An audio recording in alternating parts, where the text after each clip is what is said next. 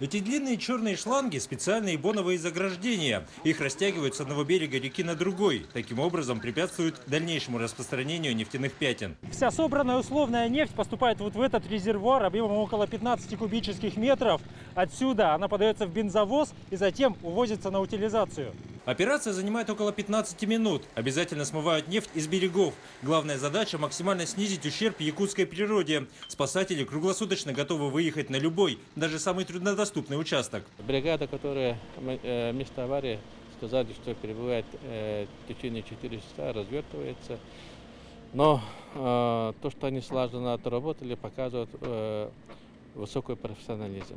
Такие учения нефтяники Западной Якутии проводят ежегодно. Все действия отточены и слажены. Очередная высокая оценка – еще одно доказательство готовности к реальным угрозам. За период работы нашего предприятия здесь в Якутии у нас не было ни одной аварии, связанной с разливом нефти либо нефтепродуктов. Тренировки спасателей – лишь один из пунктов программы экологической безопасности. Ей на предприятии уделяют особое внимание. Ежегодно только в Якутии на эти цели тратят 2 миллиарда рублей. Создан полный цикл обезвреживания вредных отходов производства – нефтяного шлама, масел и автомобильных покрышек. Нефть, мы понимаем, это вещество, которое влияет на биоту и убивает биоту во многих вещах. Поэтому это должно быть полностью обезврежено, на наш взгляд. Никакого захоронения не может. Нашли рациональный подход и к попутному газу, который выходит вместе с нефтью. Большую часть закачивают обратно в землю, а около трети, это почти 200 миллионов кубометров, идет на выработку электроэнергии. И ее с избытком хватает на все добывающие объекты.